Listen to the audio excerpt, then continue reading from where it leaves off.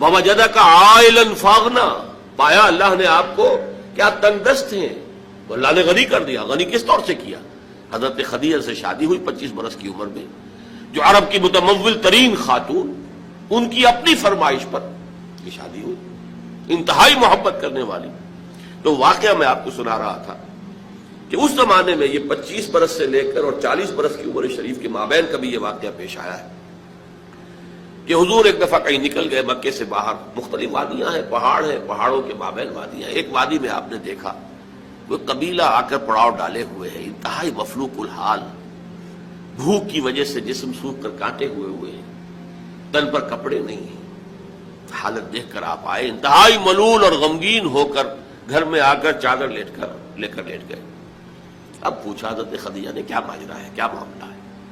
آپ نے فرمایا میں گیا تھا باہر فلاں وادی میں، میں نے یہ دیکھا فلاں گھاٹی میں قبیلہ ہے، پڑاؤ ڈالے ہوئے ہیں اور یہ حال ہے۔ حضرت خدیجہ اور فرمانے لگے کہ میرے پاس دولت نہیں ہے کہ میں ان کے لیے مدد کر سکوں۔ سرمایہ تو حضرت خدیجہ کا تھا نا، آپ کی اپنی ذاتی دولت تو نہیں تھی۔ اس پر حضرت خدیجہ نے فرمایا اچھا آپ جائیے اور بڑے بڑے قریش کے چند سرداروں کے نام لیے کہ ان کو بلا لائیے۔ حضور گئے، وہ سب آ گئے۔ اتنی دیر میں اتنا بڑا ڈھیر اشرفیوں کا حضرت خدیجہ نے لگا دیا کہ جب حضور آ کر بیٹھے تو اس کے پیچھے چھپ گئے، اور پھر کہا ان سرداران قریش سے مخاطب ہو کر آپ سب لوگ گواہ رہے، میں نے یہ ساری دولت محمد کے حوالے کی صلی اللہ علیہ وسلم، وہ جیسے چاہیں اسے خرچ کریں۔ تو ایسی بیوی جس نے ساتھ دیا، میں اگر اس موضوع پر چونکہ میرے کچھ خاص احساسات ہیں اس میں وہ بیان کروں گا تو پھر بہت وقت نکل جائے گا کہ حضرت خدیجہ رضی اللہ تعالیٰ عنہ کا کیا مقام تھا جسے ہم میں سے اکثر نہیں جانتے۔ ہمارے ہاں تو جیسے ہے گرفتار ابو بکر و علی ہوشیار باش، یا ابو بکر کی فضیلت رضی اللہ تعالیٰ عنہ اہل سنت کے نزدیک، یا اہل تشیع کے حضرت علی کی فضیلت اسی میں ہے، گرفتار ہے، اسی میں جھگڑا ہے۔ اسی طرح عائشہ اور فاطمہ کا جھگڑا ہے۔ ایک گروہ ہے کہ جو حضرت عائشہ رضی اللہ تعالی عنہا کو بہت بلند کرتا ہے، اونچا رکھتا ہے، دوسرا گروہ ہے جو حضرت فاطمہ رضی اللہ تعالی عنہا۔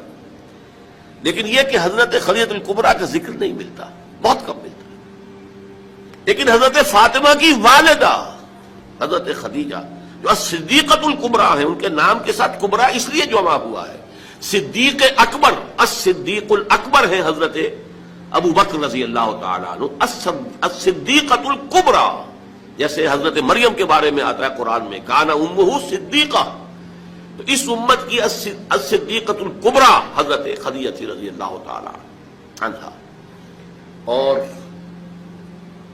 ایک بات راز کی ہے جو میں کہہ رہا ہوں، عام طور پر عام خطابات میں یہ باتیں نہیں کہی جاتی، مجھے تو محسوس ایسا ہوتا ہے کہ اللہ تعالیٰ نے حضرت خدیجہ کی ذات میں حضور کو صرف بیوی کی وفاداری اور وفا شعاری اور محبت نہیں دی ہے، والدہ کی شفقت بھی دی ہے۔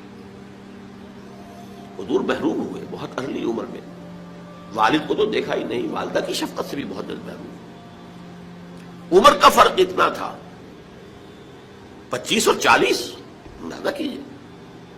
اور آپ کو معلوم ہے میری نانی میرے بڑے ماموں سے 13 برس بڑی تھی، 13 برس میں ان کی ولادت ہو گئی تھی، اور عرب کا معاملہ تو اور گرم ماحول کا تھا۔ تو کیا 15 برس کی عمر میں حضرت خدیجہ کی اولاد نہیں ہو سکتی تھی؟ اگر وہ ہوتی تو کیا وہ حضرت عمر حضور کی ہم عمر نہ ہوتی؟ اس حوالے سے دیکھیے۔ چنانچہ ایک واقعہ میں آپ کو اور سنا دوں۔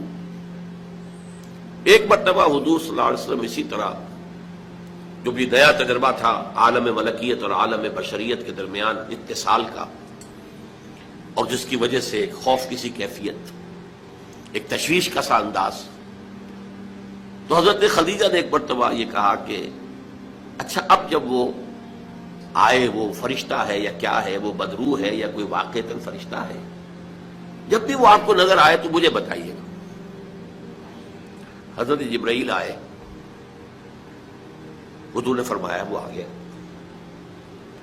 اب ذرا نوٹ کیجئے، حضرت خدیجہ نے اپنے بال کھول دیے، اپنی آغوش میں حضور کو لے لیا اور پوچھا کہ کیا اب بھی نظر آ رہا ہے؟